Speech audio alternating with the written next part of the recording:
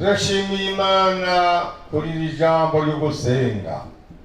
Ni jambo rininiya nk'uko muryumvise, mbega Imana ishimwe. Bangahe mushima Imana kumva iryo jambo? Tubaye mu minsi y'iherezo, aho gusenga bamwe batanguye kugudeha, ariko twebwe abantu b'Imana cyane cyane abapentegoti, iryo ni jambo rikomeye cyane gusenga.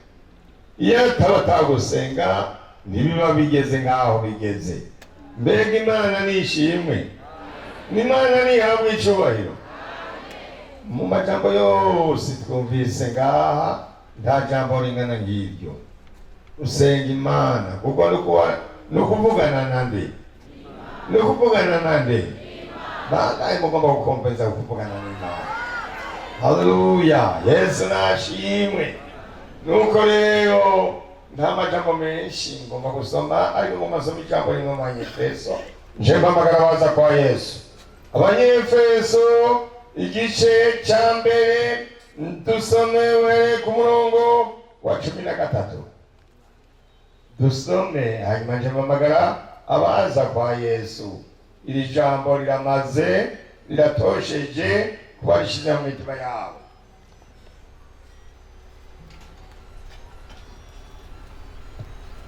Abanyefeso igice cya mbere,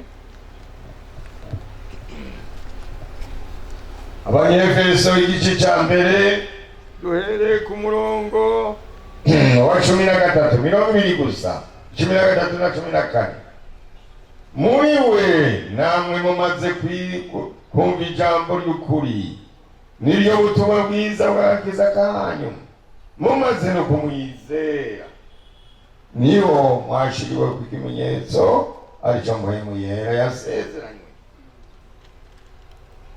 umuyaga. Niwe ngwati y'umwana tuzohabwa, kugira ngo Imana yaronse ibacungure mu bwiza bwayo bushimwe. Amen.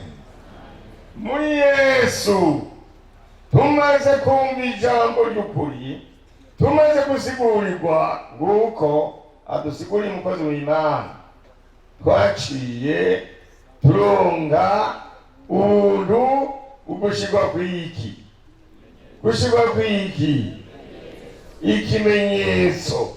Ugusenga nicyo kimenyetso cy'umuntu w'Imana. Abantu baragendera umuntu cyangwa bakaza bakorera ko basenga cyangwa ko ari umuntu w'Imana, mubarire dusenga. Niba mwanya gusenga uzakumva yuko koko ari umuntu w'Imana nuko atari umuntu w'Imana. Ubwo umuntu ariko arabidendekanya, urumva ko ari bindendekanya gacho bibaze. Umusenzi ukurumvikana. Yesu nahabwe iki? None kugira umuntu ahabwe mpwemu yera ndakuba warumuki musenzi asenga Imana. Yengerere musenga Imana, Imana izobabatiriza muri mpwemu yera. Mushigwe kwiki ikimenyetso ko turabiki, turabimana. Mu kindi gihugu mu kindi ntuze haraje umuntu w'imwe w'Imana. Oya, mu kindi gihugu haje umuntu yarafise imbere ya muntu yari umwami, yarafise indimo yiwe ndini. Umwami agira ahantu hanini, mu ndimo nini yiwe ashiramo impongo. Iyo mpongo rero kugira ngo ntizopfe ngo bayice, yaciye mu izosi ayambika ikintu cy'igikoroto gisa n'induze, gisa na rouge, acasha ngaha mu nduze mu izosi. Nyambongo iragenda kuko ntiyazi ibiyica, iragenda ishize mu ndimo y'umuntu. Umuntu ayibonye arafuora gwarase ngo agere ku giti, azabona iki ikimenyetso. Impongo yiki, impongo yande umwami yaciye hasi ati dazi kumenja kuko ari impongo y'umwami. Natwe niko Imana yadukoreye. Umuntu yawe mpwemu yera yashizwe kwiki, kwari uwiki, umutoni w'ijuru, umutoni w'Imana. Nico bituma rero shetani adapfa kurekera ngo ariko yakira umuntu w'Imana. ndaturekera ko gatoyi ugabizi ko dufise iki twashizwe kwiki ko turi iki turabana biki turabana b'Imana. Yesu nahabwe icubahiro. Umuntu ari ku kimenyetso c'Imana napfa gufatwa uko ari kose, kandi uyo muntu abamenga yisagiye. Ndibuka kindi gihe kera ndi muri Suisse, umupastori wo mu rusengero yariko aratwigisha, atubwiye ati muri Gisagara twebwe hamaze iminsi haragize gisita yaraje harapfa abantu mu ibisi. Hanyuma rero bamenyesha amakuru bariko babakurayo babavanayo bariko barabarokora. Kumwisho basanga umwe ariko aravuga mu rundi rurimi, aravuga kumugoroba aracikana, kumugoroba atanga raporo, uno munsi muri yabise hapfuye abantu kanaka b'Abaswisi, ariko hariho umwe tutamenye nationalite yiwe, ntitwamenye iyava, twariko aravuga urundi rurimi. Abagiye kumumenya babona ko yari umuntu w'Imana yuzembuwe mu yera, yariko aravugana n'ijuru arangije. Haleluya! Yesu nahabwe iki. Singomba guteba rero, asani menshi, twumvise ibintu byinshi, ariko Imana yo mw'ijuru mwese nk'abapentekote ibashire kwiki. Arishondere mu yera. Nuko Imana ibahezagire. Ndarangije, ariko ngomba guhamagara abaza kwa Yesu, abumva ko bakwiye gusengerwa nabo ngo iyo ngabire ibabeko. Twuname imbere y'amaso y'Imana, twuname umuntu wese yuname, akaba hari umuntu agira ati jewe ndagomba yuko munsengera, muce muza mubanguke, izuba ni byinshi, mubanguke tubafashe. Mwemera ntacyo mwambwira, wari wacumuye wino kwa Yesu.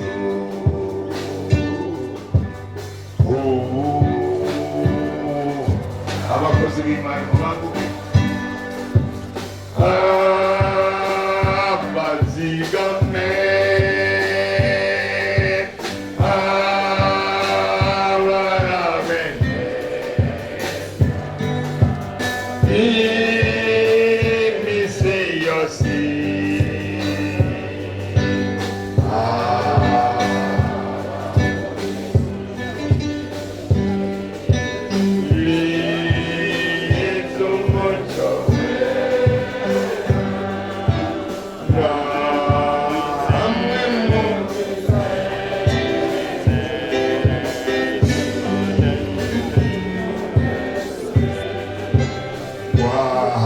chongua ruza ngutinye akirokuneka warachunguwe wemarakonge izera kwishi akukomereze ukulimana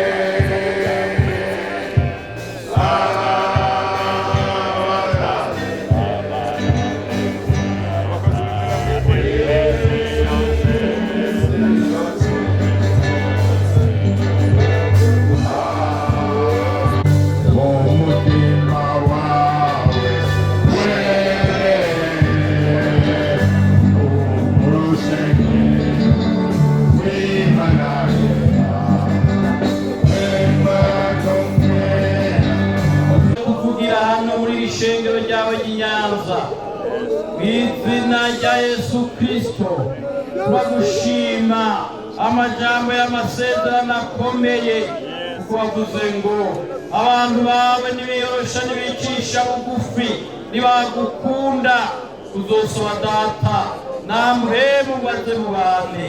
None ishengero ryawe riraciye bugufi, barunamye imbere yawe, barimo barategura imitima, barimo barakura ibyobuze ubwo bushobozi kuza. Mw'izina rya Yesu turabasengeye Imana, amaraso ya Yesu amwe yeza, amatunganya, amakuraho kamere ya muntu, amwe agira umuntu musha. Mw'izina rya Yesu Kristo abantu nibahindurwe, abantu nibabashasha, abantu nibaharirwe Mana ibyo batuye imbere yawe byose.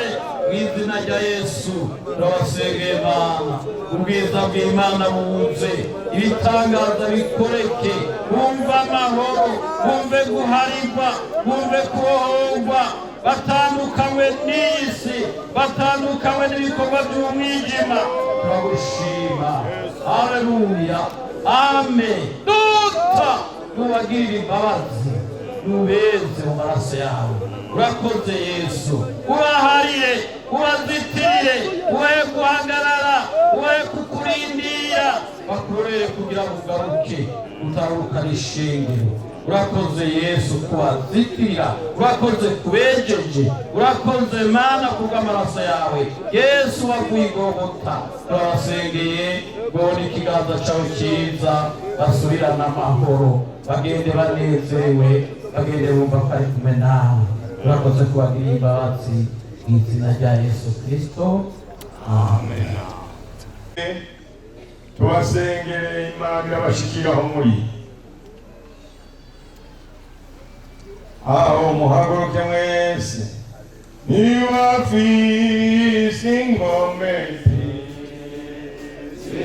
zibasha gukiza, zikiza imibembe, zigakiza umutima, yanyishuriye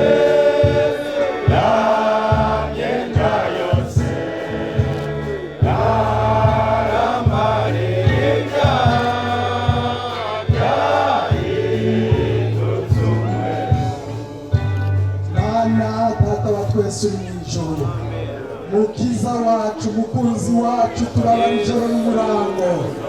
Wavuze ko mu gusenga twugurura amarembo yose, mu gusenga inzugi zose ziruguruka. N'ubu ishengero ryawe rirahagaze mu izina rya Yesu Kristo. Barateye iki gitero cy'indwara, mwami tugifashe mbiri mu izina rya Yesu. Turasabye mwami ngo gihagarare mu izina ryawe ryera. Turambitse ibiganza kuri abasabyi bawe, abasabyi bawe bahagaze, aba bazanye ibitambara mu izina rya Yesu Kristo.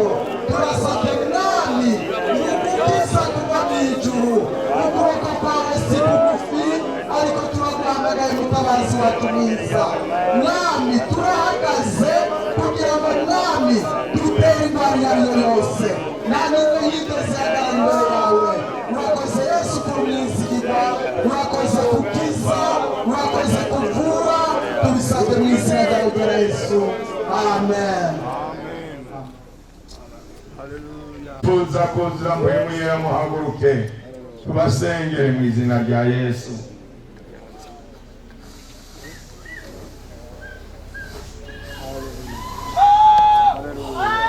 Senga Imana mu izina rya Yesu Kristo, mwami wacu kandi mucunguzi wacu.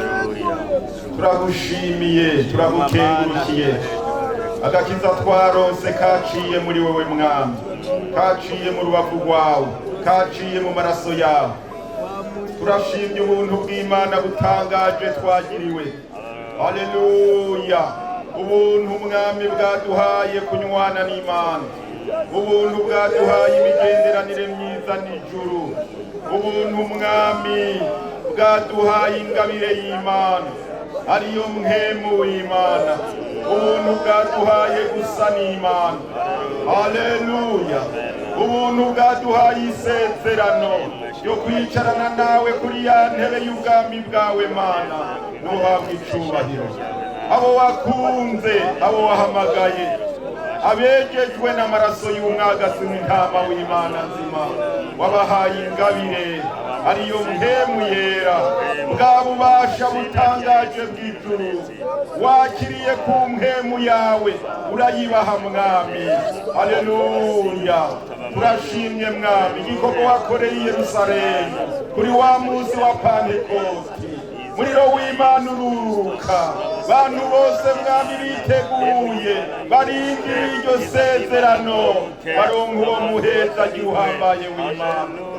Tubifise nk'isezerano wasezeraniye abagukunda Mwami, abazogenda bizera ijambo ryawe.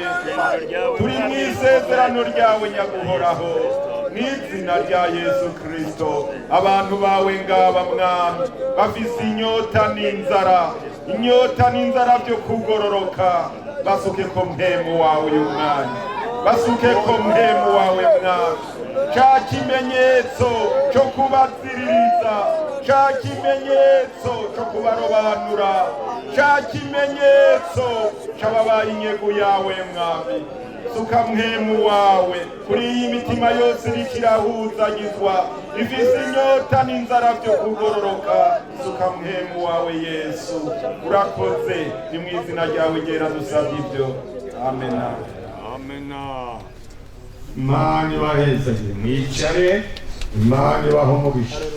Umwanya naho ndagomba umuntu kanaka afise ikintu kiri imbere yiwe, atawundi muntu yo kimushoborera atari Imana.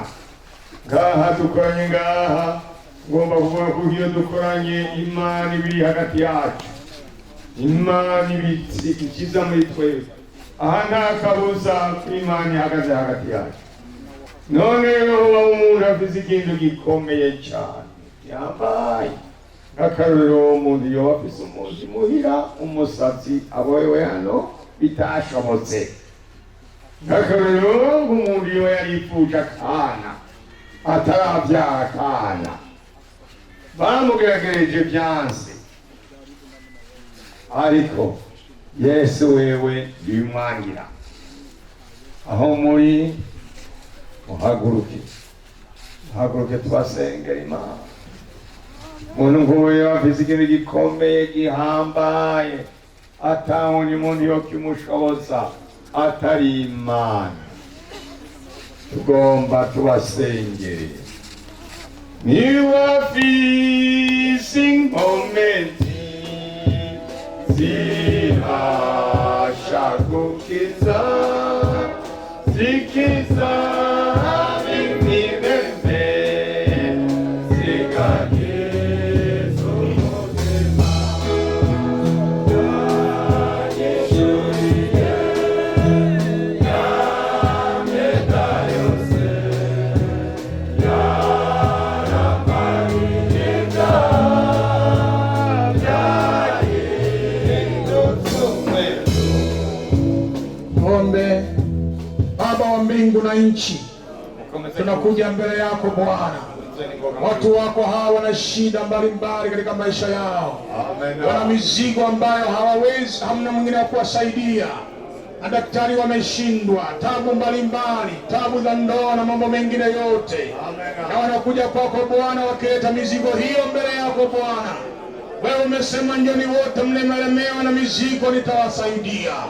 Wewe peke yako ndio msaada katika tabu za watu wako na mizigo yao.